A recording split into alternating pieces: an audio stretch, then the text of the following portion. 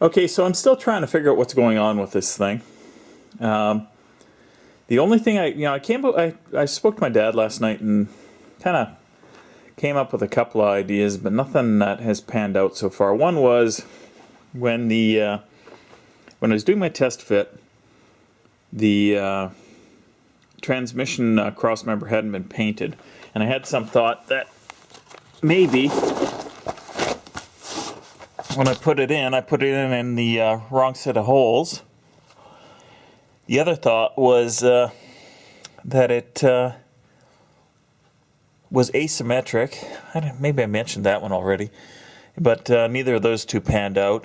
What I'm going to try now is I'm going to try swapping out that tranny mount and with the old one and see if that makes any difference. You can't turn the tranny mount around because it would interfere with the tranny oil pan, so that can't be the problem. Anyways, I'm going to have a look. We'll see what happens. Okay, here's the two tranny mounts, and obviously the old one's on the right, new one's on the left.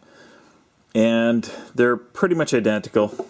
I can't see any visible difference in between them. The old one is a little bit more compliant, but I don't even think it was that old. There was still a sticker on the back of it, so it couldn't have been that old. Might have been replaced recently, who knows. Regardless, I did figure out how much it has to move, and I thought about elongating this hole, but it has to move 9/16 of an inch, which puts it well into, where the hole is right up against this, where you could never get a bolt on it. So I guess I'm going to drill out the cross member at 5/8 of an inch forward of where it is. There certainly is room for it. Or sorry, 9/16, whatever. That's not a big difference. And that'll be it. Like I got what I did was I put the bolts in the front. So I do have the motor mount bolts in, and it's going back as far as it can go. I would sure love to know what I did that threw my calculations off, or it was no calculations, it was all fit together. I'm just weirded out by it. Whatever. Anyways, I'm going to get to it. So this will be done tonight.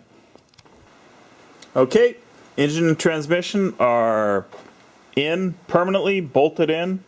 Redrilled that hole in the cross member. It's sitting, the unit is sitting about 9/16, half an inch further forward. I put some washers on either side of it just to add a little bit of rigidity to the cross member. Hopefully it's not going to buckle, but I don't think that the holes are that close together that it's going to be an issue. So now what? Well, I got a bunch of painting to do. Blasting and painting to do. So I'm going to get to that tomorrow. Okay, thanks for watching, guys.